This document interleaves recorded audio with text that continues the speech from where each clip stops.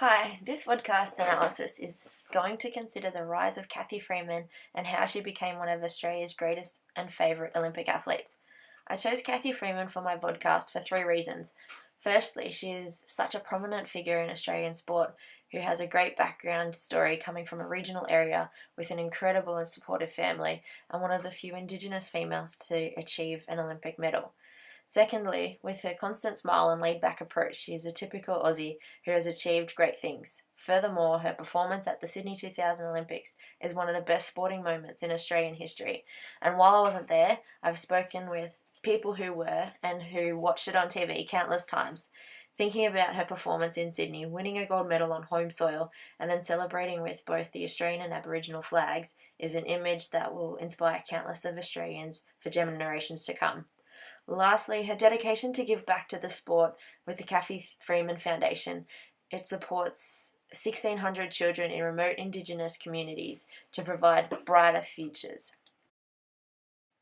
When preparing this podcast, I've used a range of sources which are referred to throughout, including the reference list at the end of the podcast, but I will primarily be referring to an extensive chronicle of Cathy's life and achievements prior to her success in Sydney. The book is called A Journey Just Begun and was written by Adrian McGregor and published in 1998.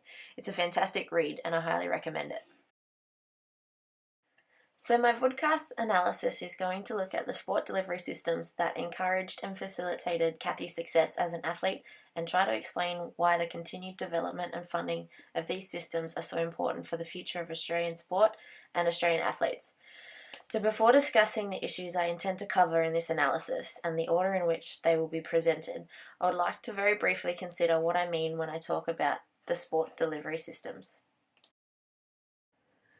Sport delivery systems are systems that encompass everything needed to deliver a quality and productive service that ultimately leads to a common goal. So this would be like what Athletics Australia has put together in their 2013 to 2016 strategic plan, labelled the 4 pillars approach to all their strategies. They look at participation, high performance, competition, and commercial. This is underlaid by a solid foundation where they provide processes and sustainable systems for a platform for success, and topped off with clear direction and efficient communication to enable that strong leadership role.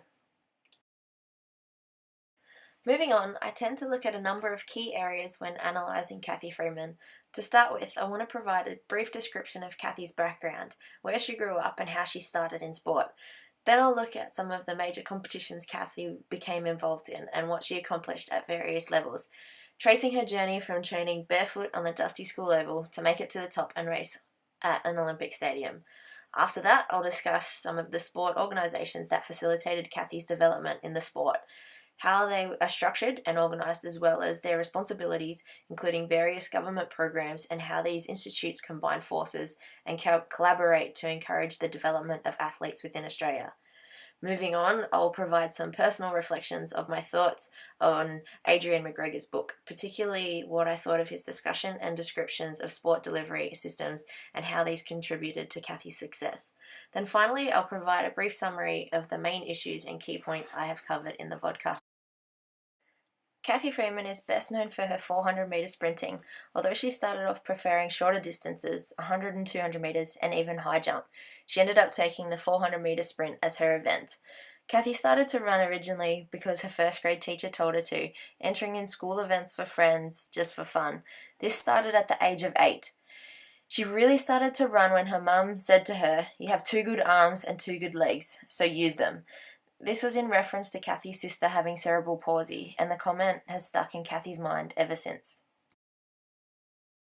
Athletics as a sport dates back to 3800 BC, according to Athletics Australia. It was in the ancient Olympics, which included an ancient version of Cathy's pet event called the Dialis, 400 metre foot race, where the athletes ran to the opposite end of the stadium, turning around a post and running back. Australia's Indigenous population had their own version of athletics, including spear and boomerang throwing, among other events. From 1788, the European settlers came to Australia with a structure of competition similar to what we see today. Athletic clubs around Australia started to form during the late 1800s, and in 1887 there came a need for a governing body which formed in 1897. The national body, the Amateur Athletic Union of Australasia, which is now known as Athletics Australia. As mentioned earlier, Athletics Australia offer pathways and development opportunities for everyone involved in the sport. I will highlight some of Kathy's major sporting development factors over a timeline using a sports development continuum to clearly differentiate the process of which she follows. This follows Athletics Australia's current 4 pillars approach really well. I will dive deeper into more relevant points in Kathy's development. Please note the timeline dates are not accurate. Notice the years only. Kathy's sporting foundation was built by growing up in regional areas. Constantly moving towns, Kathy didn't have a team, club, or clear development pathway. So for the first few years, Kathy's development was created from her parents, Mother Cecilia and stepfather Bruce Barber, who stepped in and took the role of her first coach for a number of years. What if she had a coach and joined a training squad or joined what they have now, something like Little Athletics? What if she learned efficient techniques sooner and followed a structured program and pathway earlier on? How much would that have impacted her sprinting sooner? Maybe she could have even been a dual Olympic gold medalist who could have pushed her away from the sport entirely as she was very laid back. Who knows? In this way, the importance of effective and efficient sport delivery systems cannot be overstated. Providing young athletes with appropriate development opportunities, access to specialist coaching and funding can make an enormous difference to the levels of achievement and sporting outcomes at critical times of development. Of course, as I will discuss, not accessing these facilities sooner didn't prevent Kathy from becoming a world-class athlete, but in terms of facilitating the greatest opportunities for young and developing athletes, it would be better to have these opportunities earlier in their careers and create the best possible foundation. Kathy participated in school races for fun with friends. She was competitive and enjoyed the competition. The first race she won was at the school championships at 8 years old. There was no mention of Little Athletics or anything similar, which are a great entry point for kids to participate in now. Little Athletics, or Little A's, is a national association with state association offshoots who promote participation across a wide range of clubs, offering a great pathway for development for both coaches, athletes, and officials. Without the support of associations or coaches, Kathy's stepfather, come coach, Bruce, had to contact state sporting schools and officials to obtain a sprint program for Kathy, as he understood she needed more direction with her training. And nowadays, a basic sprint program is so accessible, you could get it online, through clubs or squads, for free or a small cost. Kathy's family also fundraised tirelessly, which allowed them to attend the athletic meets they did while they were growing up. As a family, they struggled financially and didn't receive any funding at the time. Belonging to a club or team would have provided some financial assistance, help with uniform and travel arrangements. In 1984, Bruce contacted the AIS to see what opportunities were out there and managed to get a week-long trial period down in Canberra. Although the AIS did have a track and field program running at the time, nothing seemed to arise from this trial, but it still would have given her good experience and exposure to quality facilities and coaches at an early age. Budget increased at the AIS from a successful 1984 Olympic team, but still no inroads for Kathy at that time. Whether this was due to her tender age or the fact that the track and field performances were below those of other sports over that time period, this is unclear. I would now like to briefly discuss some of the sports delivery systems, structured pathways, facilities and institutions that enabled Kathy to develop as an athlete and achieve her sporting goals. We'll continue following on our sports development continuum. The first big financial breakthrough came from the Aboriginal and Torres Strait Islander Commission. In 1987, Mum Cecilia wrote on Kathy's behalf when she was a teenager and was granted $8,000 in scholarship money as part of a new pilot program. This helped immensely, allowing Kathy to continue to travel, to attend competitions she needed to, eat well to support her training, and buy shoes and training gear. In 1988, Kathy was chosen for an international athletics exchange tour to America, where she met US athletes Carl Lewis and Florence Jojo. The training camp did wonders for Kathy, where she picked up the intensity in her training after being inspired by the trip. Training camps are a great tool in the development of athletes and are widely used for all levels of sport.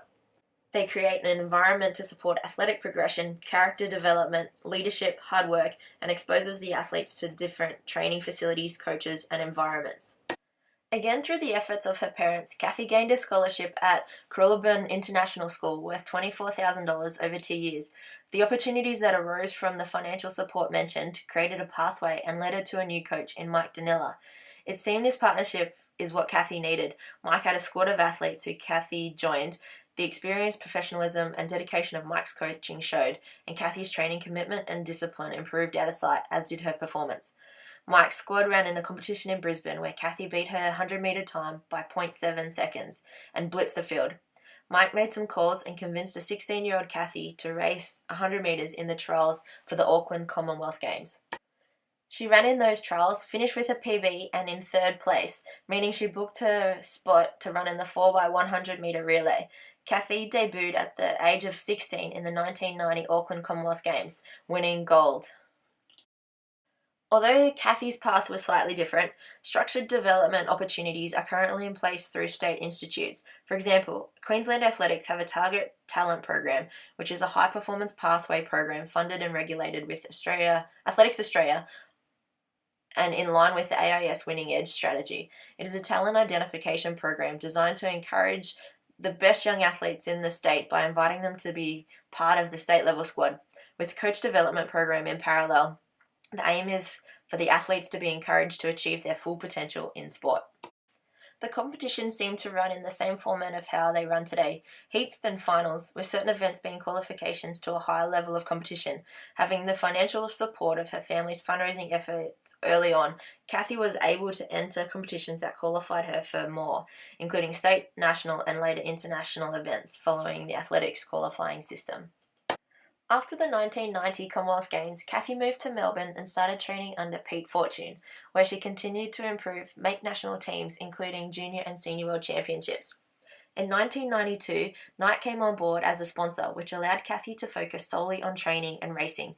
This had a positive effect, and as you can see in the image above of the success of her athletic career, highlighting her major performance achievements. In 1994, she put in an inspirational performance at the Commonwealth Games in Victoria, Canada, collecting 2 golds and 1 silver medal. This form continued onto Atlanta, where she placed second at the 1996 Olympics. The next 4 years were getting to the pointy end of her career. She took 98-99 off racing to recover from some niggly injuries, and then trained hard full-time under Coach Peter. This paid off big time, and Kathy was in great form qualifying for the Sydney 2000 Olympic Games. She had given herself the opportunity to run in the Sydney Olympic Stadium and aim for gold. And she did just that. Kathy literally stopped the nation as she ran 400 metres and became Olympic champion. The ultimate feat to any athlete, and Kathy had done it with the weight of the world on her shoulders, and a true champion. Having provided an analysis of Kathy's journey through a range of sport delivery systems and tracing her journey from junior athlete running in dusty tracks of regional Australia to winning a gold medal in Sydney, I would like to offer a number of personal reflections to the importance of sporting delivery systems to Kathy's success. As I discussed, Kathy greatly benefited from the financial support to enable her to attend the competitions and qualify for higher events, continually securing her place in the Australian team. Another institution which helped Kathy was Athletics Australia. The structure in place and funding through government agencies enabled the pathway to qualify, compete, and succeed in competitions. I found it interesting, though, that the book only mentions the AIS twice. Before reading the book and looking into Kathy's story, I would have thought that the AIS had a large influence on Kathy's journey. That wasn't the case. In conclusion, this podcast analysis has provided extensive overview of the sporting life of Kathy Freeman, looking at her early athletic days and how she proceeded through the system and developed into an Olympic and world champion. Overall, it's very clear that Kathy's success was thanks to a very supportive family and having the right people and the right opportunities enter her life at the right time. She was able to benefit from a number of opportunities that went her way and is now giving back to the sport in the way of the Kathy Freeman Foundation. I found the book a great read where there was very little mention about the sporting systems. However, upon further research, I was able to link in to her timeline and personal development. Adrian McGregor conveys Kathy's personal story very well and would highly recommend reading it. Thank you for listening.